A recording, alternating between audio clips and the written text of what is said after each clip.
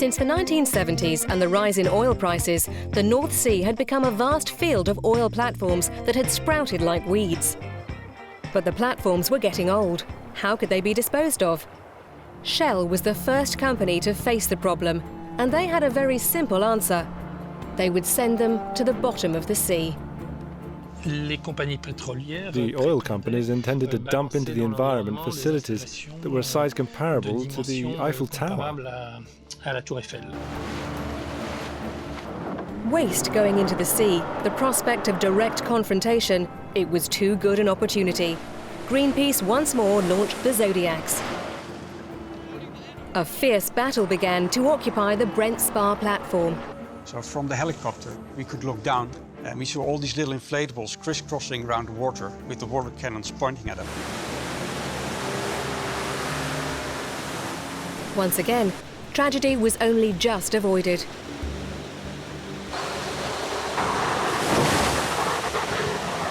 And I think both me and Elle realized at that moment that there were crew on board of the ships that wouldn't have a problem killing us. Water cannons aimed at a helicopter were the step too far that transformed the campaign. Greenpeace Germany started a boycott of Shell petrol stations. The company lost €5 million per day.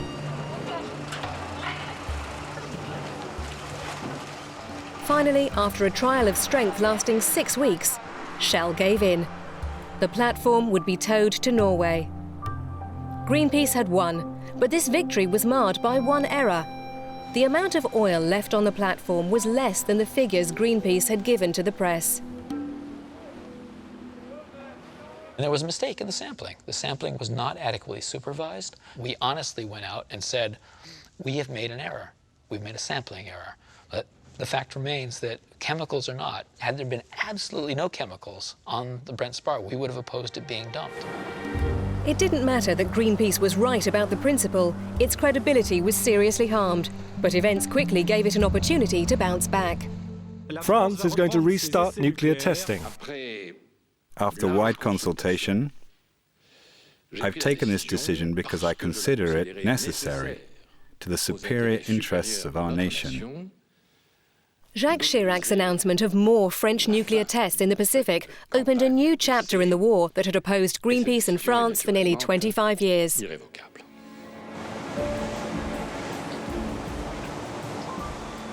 Greenpeace reacted quickly, deploying exceptional forces of 2 ships and a helicopter.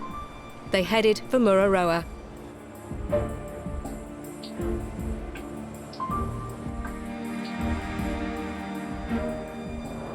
The first aim, to gain media coverage of the event, was quickly achieved. France was back in the dock. But this strong media presence changed the very nature of the campaign. It was very much a media image war. I'd never seen that, and I've never seen it since. I'd never seen so many journalists from all over the world. The whole world was watching this confrontation between Greenpeace and the might of France. Rainbow Warrior, this is Lestrade. Your boat is inside the French territorial waters of Mururoa. I request you stop immediately. And I am going to Mururoa. I am going to Mururoa. The nuclear test slipped into the background. What the media were interested in was this naval battle between Greenpeace and its best opponent. But the battle was short-lived. Yeah, they're about to get on board. Greenpeace went for broke, crossed the perimeter of the Forbidden Zone, and the naval commandos attacked.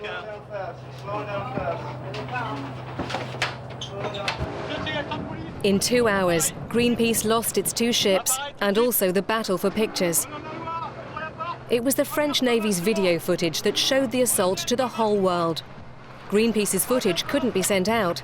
These are the last pictures that were shot. This is Rainbow Warrior. The French commandos have cut the main terminal, the main MSC terminal communications. The seizure of the 2 ships was a big blow to our plans because both ships were capable of transmitting video footage out to the world.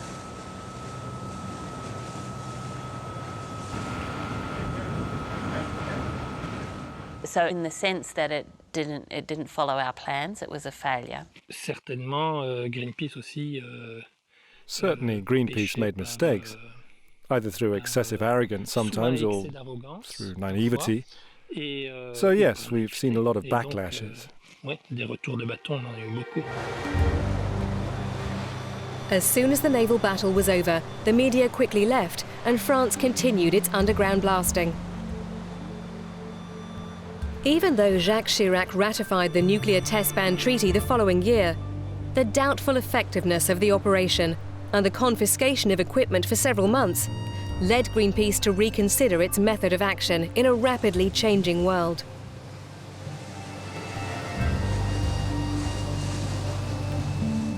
You have to find new ways to tell your story, because once you've told your story in one way, it's not news anymore. So going out in Zodiacs and blockading boats, it's been done. People have seen it. So you have to continually reinvent yourself if you want to change society.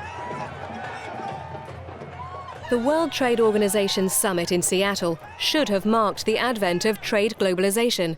Instead, it revealed strong resistance to liberal globalization. The ultra-globalist movements occupied the streets, captured people's attention, and focused anger.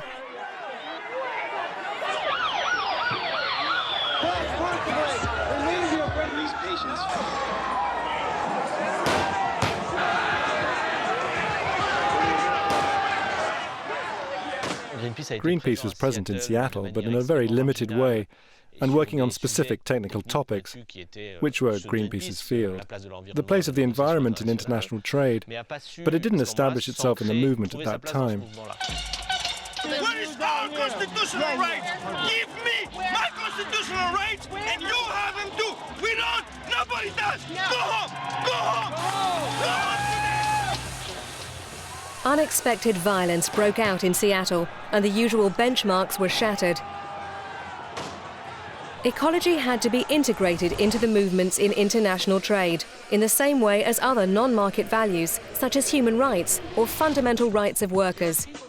Ecology could no longer be defined as the protection of resources. It also had to include the sharing of resources, taking into account the need of southern countries for development.